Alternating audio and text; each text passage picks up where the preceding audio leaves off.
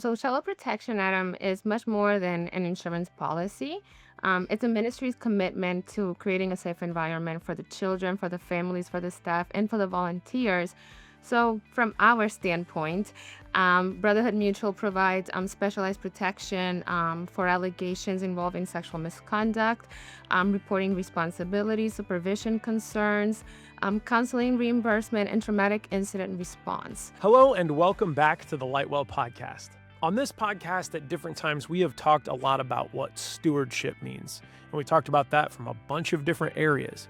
I don't think we've ever talked about something more sensitive and important when it comes to stewardship than the protection of the kids that a ministry is responsible for. So today we're going to talk about that. And to do that, we're going to interact with Sue Guzman. She is a Lightwell Insurance Advisor in the New England region of the country, and she has an incredibly tender heart toward kids that are cared for by ministries, and she's got a lot of good insurance insights in that area as well. So grab a pen and a paper, get ready to take notes. Let's get right into our conversation with Sue Guzman. Well, it is my pleasure to be joined by Sue Guzman. She is an insurance advisor with Lightwell in the New England part of the country. Sue, thank you so much for joining us today. Thank you for having me, Adam. It's a pleasure to be here with you.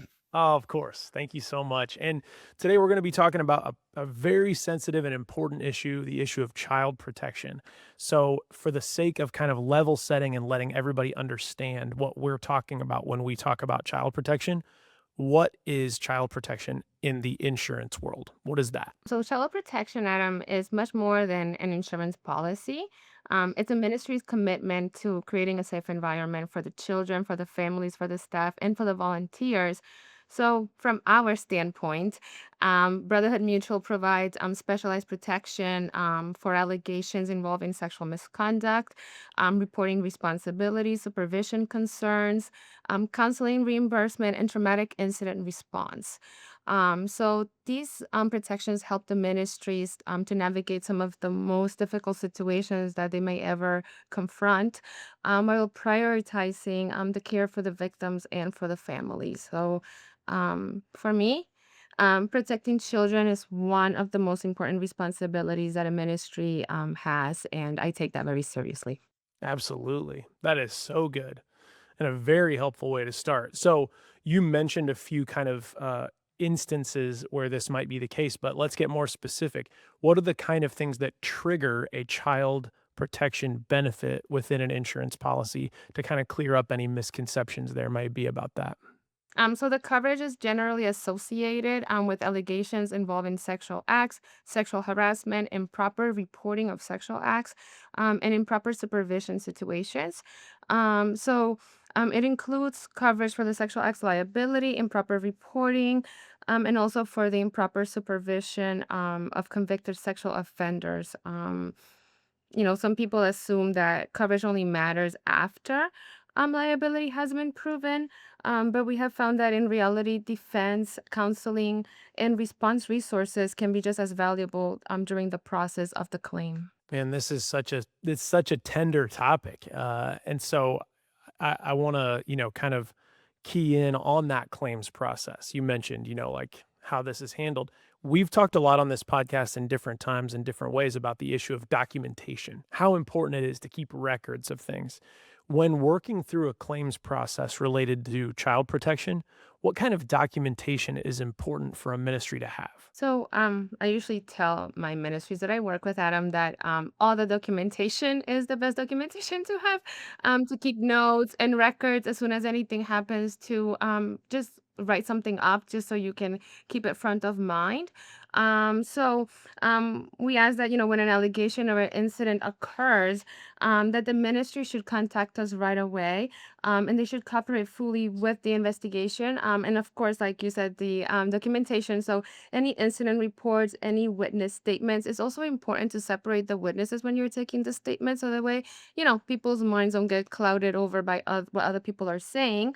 And then if there's any law enforcement reports, ministry policies, volunteer screening records, and just any other relevant information, like I said, any notes or anything like that. We ask for prompt reporting and for full cooperation because that is really important with the claims process. That's so good. And you just mentioned there at the end of your answer the claims process. It's really unfortunate in situations this sensitive and this important if anything were to get delayed or denied. And so can you talk about why that may happen with a child protection claim and what a ministry can do to try to avoid delays or denials of claims? So, the most common issues that we see, Adam, is late reporting, incomplete documentation, and failure to preserve evidence or lack of cooperation during the investigation. So, it's extremely important for the ministry to just give us everything they have as soon as we start asking for this stuff, because the best claim for the ministry is one that you're very well prepared for, and in this case, that would be with all your backup documentation. I like that. The best claim is the one that you're prepared for. Is that feels like a pull quote we need to make sure and feature because that's the really unfortunate part about this is there's only so much you can know ahead of time. There's only so much you can prepare for. And so making sure you're thorough in documentation, making sure you're doing all the background screening that you can and documenting how that goes. That is the best thing that you can do to try to steward this very important part of your ministry really well. So, without, violating anybody's privacy or giving any information away, can you walk us through an example of how a child protection benefit has helped a ministry walk through a really difficult process in the best way possible? Thankfully, I don't have any real world examples, but I can give you just an example. So if you imagine, if a church receives an allegation involving inappropriate conduct with a minor and beyond the legal concerns, the ministry is suddenly faced with counseling needs, family support, community concerns, the reputation management, because now everybody's going to be talking about it in the community and whatnot. So coverages such as the sexual acts liability, the counseling reimbursement, medical payments, and the traumatic incident response will help the ministry with all of that stuff. So we will come alongside the ministry and help them to deal with all these different issues that come alongside having a claim as this, such a serious claim. And so we will come alongside them while they're caring for the people and navigating the situation so that they're supported and that the family of the child or the victim also feels supported because that is extremely important. It is not just a transaction, but it's just serving them and coming alongside them and having the heart for the ministry and for what they're going through at that time.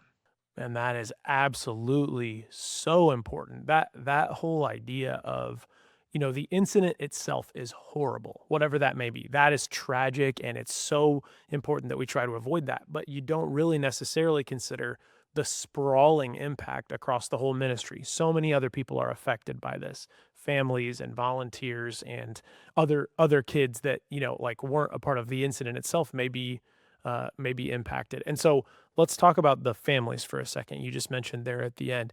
How does a good child protection benefit or child protection policy support families in the ministry or the organization? We provide emotional, medical, and counseling as part of the policy following the incident, the traumatic incident. And so we will come alongside the church to provide the counseling reimbursement, the medical payments that come associated with that, and the traumatic incident response for the family and for the child. So we really just want to focus on supporting the recovery and the healing of the family. And our goal really is to help the families during that time, like I said before, and not to feel alone while navigating this challenging time.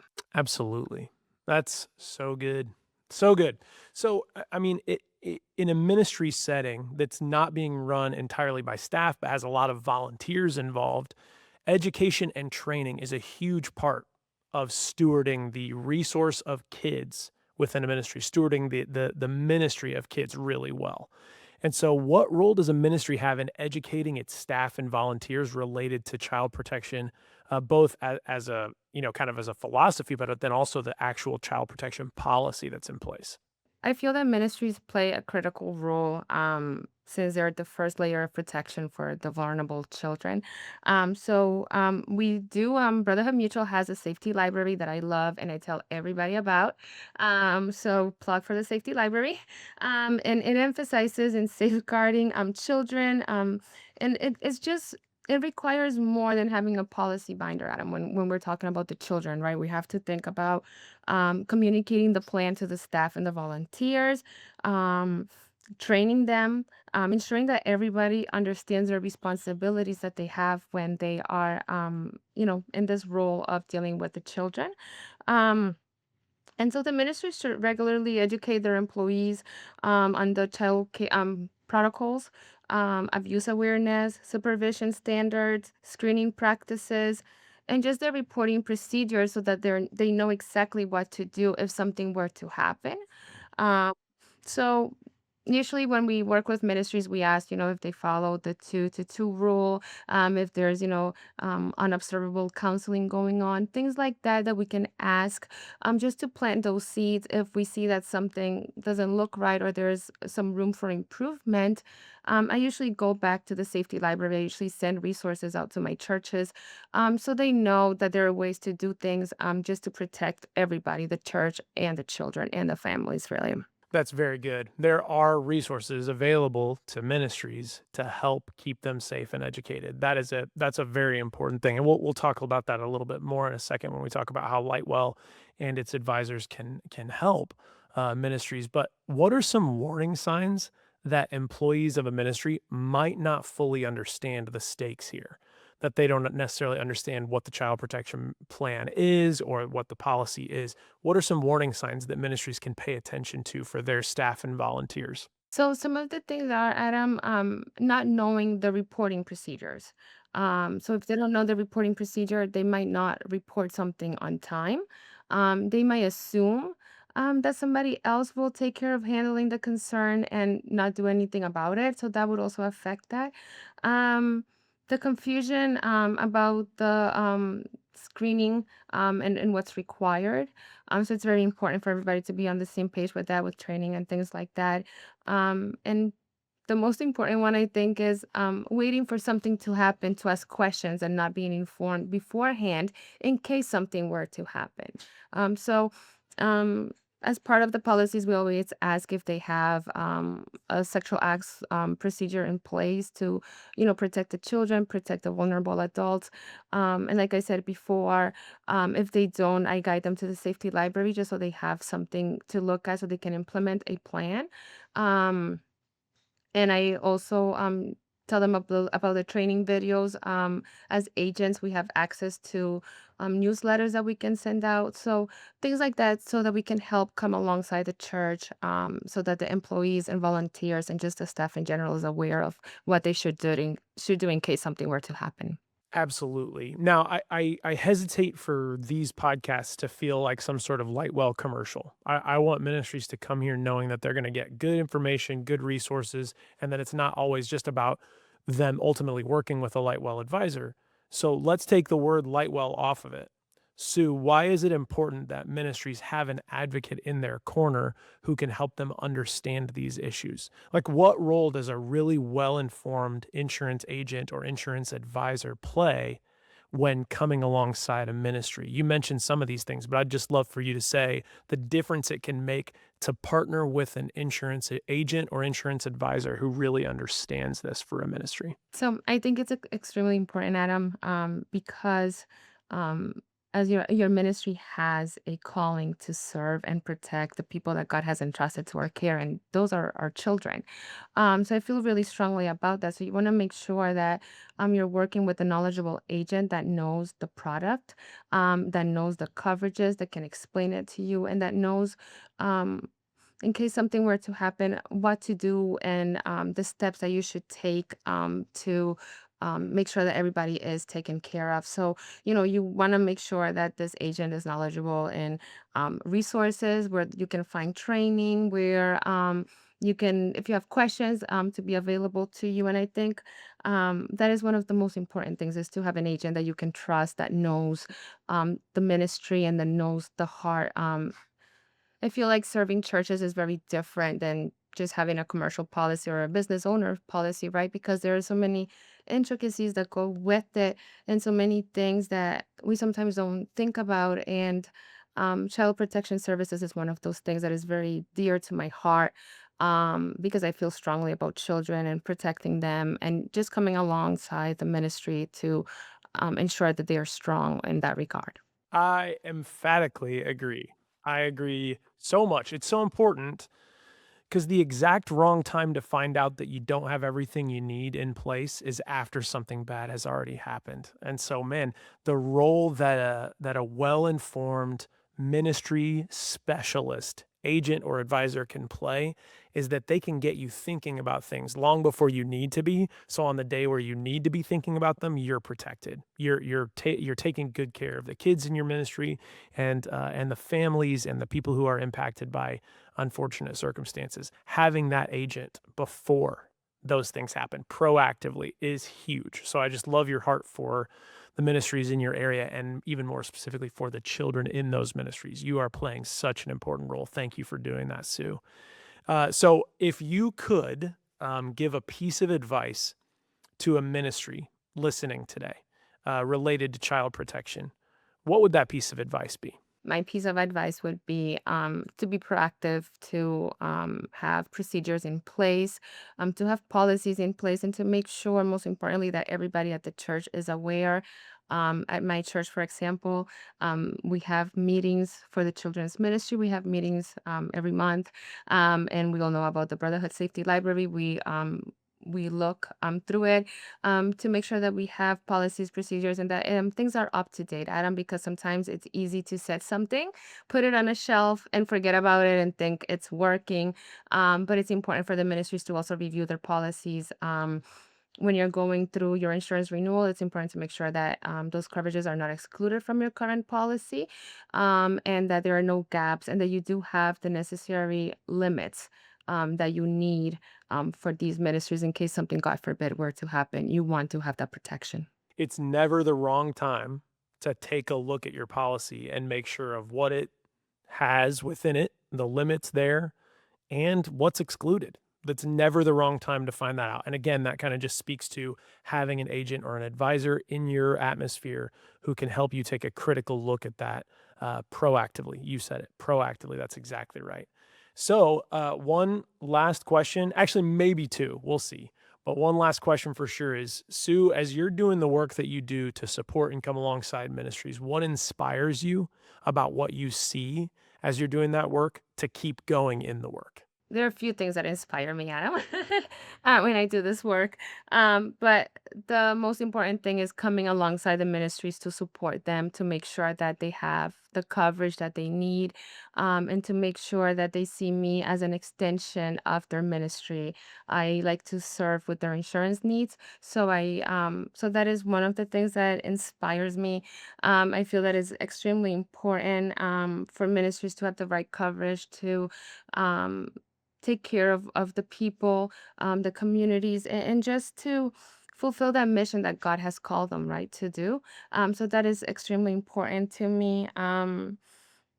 I love when I go to a church and I get to look at their policy and I visit the building and I have a conversation, and then I'm able to find those gaps and help them and help them understand the coverages. I take great pleasure in going through an insurance policy and I'm breaking it all down. I want to make sure that people feel educated when they're looking at our policy, and make sure they really understand what Brotherhood is offering, and why our policy is superior. So that to me is extremely important. To make sure that the ministries understand that. So I find great pleasure in educating them about their coverages. And sometimes we deal with difficult situations when we do go to ministries, and there are losses, there are sensitive things that have happened. And it's also important not to just be an agent at that point, but to also have a heart for that ministry and to be sensitive and just again to try to help them understand and come alongside them, so that they know that going forward, if something were to happen, they will have the right protection, and that we will be here to support them. That's outstanding. It's so good. I'm again just really thankful for your heart for ministries and for staying in that work, for continuing to serve them. I do have one other question, if it's okay if I follow up on that, because what you said kind of intrigued me. You said, I take great pleasure in kind of reviewing the policy and making sure they have what they need without naming any other insurance companies. What are some of those gaps that sometimes you identify in an insurance policy? It doesn't even have to be related to child protection, but as you're reviewing a ministry's insurance policy, just in case someone's listening today, and this might spark their curiosity to look at their own policy, what are some of those gaps that you sometimes find? Sexual acts and abusive liability coverage, cyber is really important nowadays. Those are two of the big coverages. Some churches do not have the right general liability limits. They have low limits for the ministry size. So those are some of the main gaps that I do see in some of the policies. Also, if you have a business owner policy versus a ministry policy, there are some gaps when it comes to the ministry coverage that is really important. So you might be saving money in the premium today, but if a claim were to arise, you won't have the right coverage, and that is the worst claim you can have, is one that you don't have coverage for. That's exactly right. And I think you hit on something that's really huge. When you're a ministry who's purchasing an insurance policy that may look right, but it's built for a commercial business, it's very different than some of the unique needs that a ministry has. And so even just that simple thing of just identifying, is this built for a ministry and all the operations that a ministry has, being, led by volunteers, having programs that meet in people's homes and all these other kind of things. Am I being treated like a commercial business here, or are they actually dialing in a policy with all of its features to the specific needs of a ministry? I think that's a big deal too, from what you're saying. All right, Sue, did I miss anything? Is there anything else that you would want to share with us today before we close? I don't think so, Adam. I think it's a privilege to serve the ministries with Lightwell, and I just love what I do. I love to help them protect what matters the most, and just supporting them in the work they do, and that they were called to do. Right. So, love it. That's exactly right. Sue Guzman, thank you so much for joining us today and for your heart for these ministries and for your time and your insights. It's been a real pleasure talking to you. Thank you. Thank you for having me, Adam. My thanks once again to Sue Guzman, Lightwell Insurance Advisor from New England. She was awesome. That was a great conversation. And I do want to point out, she mentioned Brotherhood Mutual several times in the Brotherhood Mutual Safety Library. So I want to point you to a couple of things as we go here today. One is, if you want to start a conversation with an agent or an advisor in your area, you can always go to lightwell.com. There will be someone who's near you who can help you evaluate what you have in place and make sure that your children and everything else about your ministry is as protected as possible. But the other is Brotherhood Mutual. Lightwell represents Brotherhood Mutual Insurance Company all across the country, and if you haven't been there before, they do have a very robust safety library. That's a free resource to any ministry, whether or not you have a Brotherhood Mutual insurance policy. So if you go to brotherhoodmutual.com, there are plenty of resources, articles and videos and the like available for you. So until the next episode of the podcast, let's go and let it shine.